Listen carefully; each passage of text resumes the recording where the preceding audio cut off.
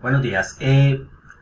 Dentro de la categoría de propuestas metodológicas para obtener aproximaciones o estimaciones de parámetros desconocidos está esta segunda, que son aquellos basados en lo que conoceremos como la función de máxima verosimilitud o de máxima probabilidad. Quizá este es de los métodos a nivel, a nivel metodológico más usados y sobre los cuales se han, digamos, definido o se han construido la mayoría de los procedimientos estadísticos de inferencia que se conocen actualmente. Vamos a empezar primero por definir lo que conoceremos como una función de máxima verosimilitud o la función de máxima verosimilitud. Vamos a suponer de nuevo que tenemos una muestra aleatoria. Aquí la denotamos con una X minúscula para indicar que ya es una muestra observada. Pero esa muestra debe provenir de algún tipo de distribución de probabilidad, conocida o no. Nosotros, para efectos de lo que estamos trabajando acá y lo que vamos a hacer durante todo este capítulo, vamos a suponer siempre que conocemos esa función. Pero habrá casos en los cuales podamos hacer inferencia estadística sin necesidad de conocer la distribución de probabilidad, pero garantizando otro tipo de condiciones. Entonces vamos a suponer que esta muestra aleatoria proviene de esta función de densidad f o distribución de probabilidad general f de x dado teta, donde teta va a ser ese conjunto de parámetros que distinguen o que caracterizan la función y que son objeto, digamos, de tratamiento de estimación o de aproximación. Es decir, son desconocidos y necesitamos saber algo acerca de ellos. Tenemos la distribución conjunta de la muestra, que ustedes, aquí la denotamos f de x negrilla dado teta. Recuerden que al ser esto una muestra aleatoria, lo que tenemos es un conjunto de varias aleatorias idénticamente distribuidas e independientes. Por lo tanto, la conjunta no va a ser más que una productoria de estas funciones f univariadas, ¿cierto? Donde la x cambia, ¿cierto? Donde el valor de la x va a cambiar. Pero fíjense que como la muestra ya ha sido observada, entonces esta conjunta solo va a depender de teta, si suponemos que la x ya está fija observada. Ahora, con esa función nosotros podemos de alguna manera cuantificar, de manera muy general, cuantificar qué tan probable es que yo pueda observar una muestra en particular. ¿Eso cómo se puede lograr? Se puede lograr en el caso discreto directamente calculando la probabilidad de observar la muestra. Recuerden que sería simplemente una pregunta probabilística donde definimos x1 mayúscula igual a x1, x2 mayúscula igual a x2, en fin, y calcular esa probabilidad se puede hacer a través de un proceso puntual que se obtiene a través de sumatorias, que es lo que nosotros hemos visto cuando definimos las distribuciones de probabilidad conjuntas en el caso discreto. Por lo tanto, de alguna manera, nosotros podemos cuantificar en el caso discreto de manera más o menos sencilla, o al menos de manera formal, cuál debería ser esa probabilidad de observar una muestra en particular. Pero ¿qué va a pasar? El tema es que, como vimos antes, como teta puede tomar diferentes valores en un espacio parametral, entonces, dependiendo del valor de teta, una probabilidad podría ser más grande o más pequeña. Es decir, la probabilidad de observar la muestra puede cambiar dependiendo de cuáles sean los valores de teta. Por eso es tan importante poder encontrar estimaciones adecuadas de un parámetro teta, de manera que esa estimación realmente permita maximizar la probabilidad de la ocurrencia de la muestra. Recordemos que la muestra es la manera como se manifiesta el conocimiento de una distribución de probabilidad de una población a través de una pequeña parte de esa población. Por lo tanto, es la muestra quien debe decirnos o quien debe indicar la mejor manera de cómo tener ese conocimiento de toda la población. Vamos a suponer que usted desea establecer cuál de dos valores de teta, digamos. Recordemos que con estadísticos suficientes obtuvimos que hay varias maneras de obtener estadísticos suficientes, o hay varias expresiones para un mismo parámetro. La pregunta es entonces ¿cuál? Si lo miramos en términos probabilísticos, yo podría decir, bueno, queremos saber entre dos valores de teta que obtuve a través de una muestra, ¿por cuál me voy? Entonces, una primera manera de tratar de resolver esa pregunta es, ¿y por qué no calculamos la probabilidad de observar esa muestra cuando asumo uno de esos valores o cuando asumo el otro? Y donde haya más probabilidad, pues se supone que es más acorde con la población y deberíamos seleccionar el respectivo parámetro, donde la probabilidad sea más alta. Es como dice aquí, si usted quiere establecer cuál de dos posibles valores para teta, teta 1 y teta 2 en su espacio parametral, es más relevante. Relevante aquí significa es más acorde con la muestra de la población, con base en la información muestral de ese vector X. Entonces lo que yo podría hacer es, en el caso discreto, ¿qué sería esta F? Recuerden que en el caso discreto esta F es una probabilidad. La probabilidad de que X barra, de que X mayúscula, negrilla sea igual a esta X minúscula. Es una probabilidad. Entonces en el caso discreto es fácil porque yo calcularía esta función, que es la probabilidad, suponiendo que teta vale teta 1 y hago lo mismo suponiendo que teta vale teta 2. Ambas son probabilidades. Entonces donde la probabilidad sea más alta, me quedo con ese valor de teta. Ese es un criterio que funciona más o menos bien. Por lo tanto, lo que digo acá es razonable comparar estas dos cosas, ¿cierto? Porque en el caso discreto son probabilidades. Si esta es más grande que esta, significa que esta es más probable que esta. Y entonces me quedo con teta 1. Pero si es al contrario, me quedo con teta 2. Finalmente usted también podría pensar en un cociente. Si el cociente es mayor que 1, me quedo con el de arriba. Si el cociente es menor que 1, me quedo con la de abajo. Y discernir con base en la información muestral. Este sería un criterio, digamos un criterio basado en la muestra y basado en el hecho de que tengo es una distribución discreta. Pero ¿qué pasa en el caso continuo? Entonces, si la muestra ha sido observada, pues entonces es lo que acabo de decir acá, ¿cierto?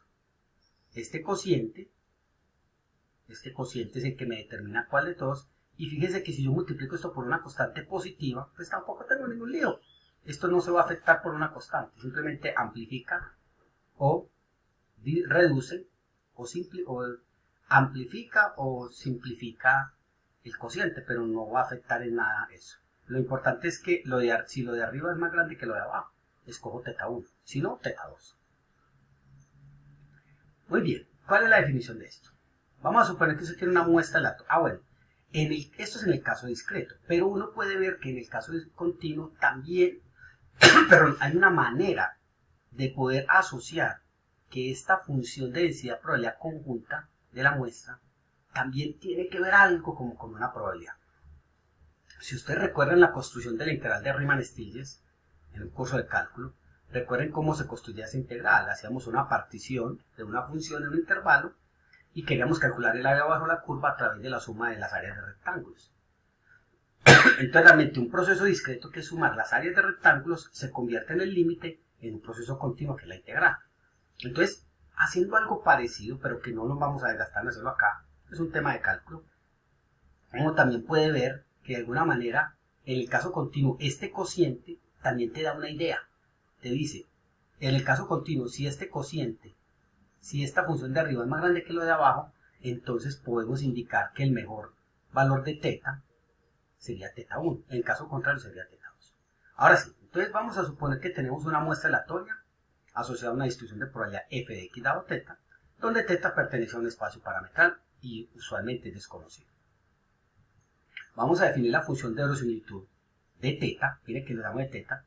En algunos casos, algunos textos por notación suelen escribir L de teta dado x, o sea, dado la muestra. Está bien, no hay problema con eso. ¿Cómo se va a definir? La función L, mire que aquí los puse, aquí es una forma, una notación similar, a veces lo escribimos así, tal vez lo podemos escribir así, se define como la función de verosimilitud es proporcional a la densidad conjunta de la muestra, sea en el caso discreto, sea en el caso continuo, o sea en el caso de tener una distribución mixta, no importaría. Esta c de x usualmente obedece solo a una función de la muestra, que puede ser una constante o puede ser cualquier otra expresión.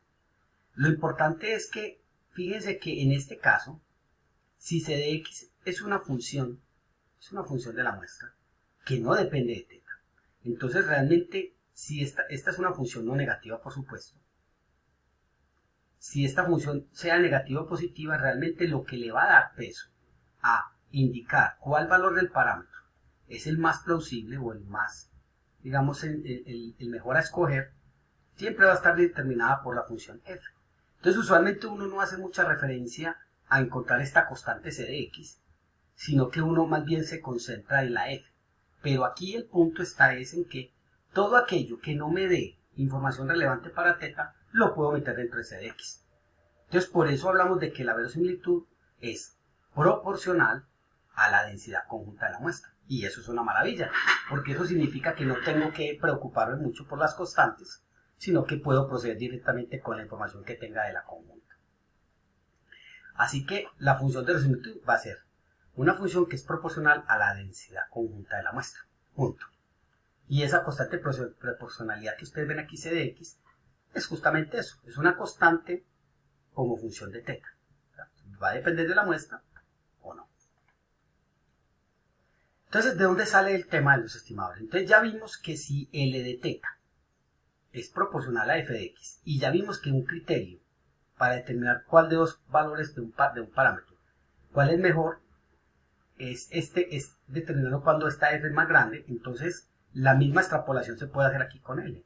Entonces, entre dos valores θ1 y θ2 de un parámetro, ¿cuál escoger? Aquel cuya verosimilitud es más grande, justamente por lo que acabo de mencionar aquí. Entonces, pero entonces la pregunta aquí es, ¿y entonces me toca a mí estar escogiendo parámetros para ir evaluando, para hacer esto? No, entonces el punto está es, ¿qué es lo que yo quiero hacer?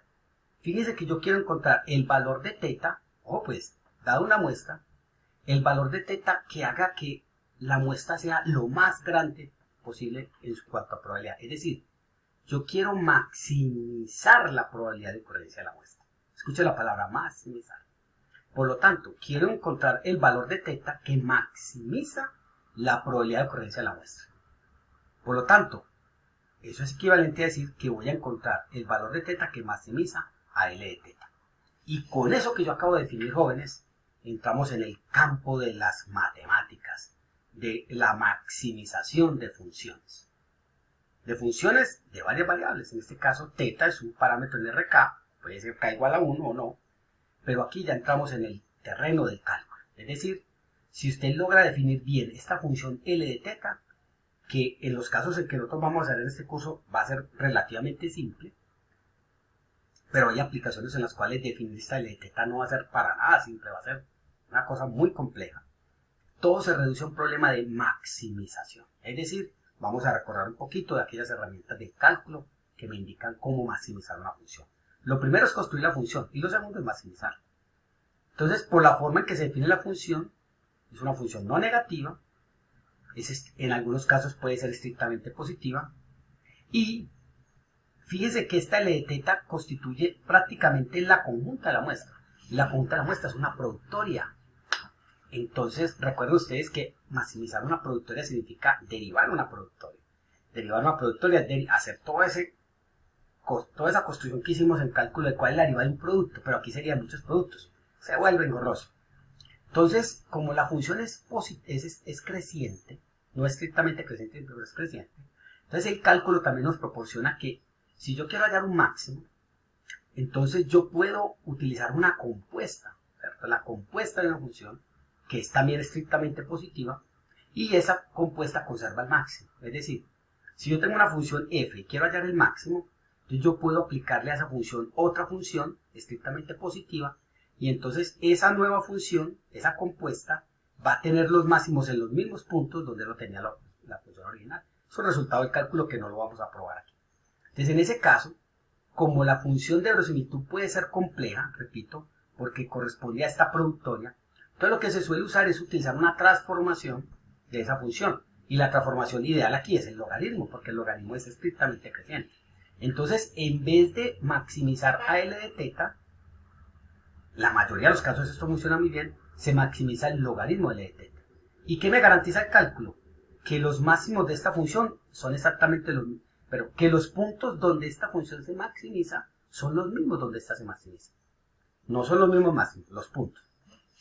Por lo tanto, entonces el proceso consiste en vez de maximizar esta función así cruda, tomo logaritmos y lo que quiero es maximizar esta función. Y miren lo que pasa aquí. Esta constante, como esto es una función de θ, al derivar esto con respecto a θ, pues esto se vuelve 0. Y por notación vamos a suponer que L de θ vale 0 cuando L minúscula de θ es igual a menos infinito. Es decir, cuando esto tiende a menos infinito, por notación vamos a hacer esto. ¿Listo? Y lo que queremos es entonces, ¿qué? Vamos a maximizar esta función, pero utilizando ese logaritmo por las propiedades del cálculo que conocemos y que vamos a desarrollar más adelante.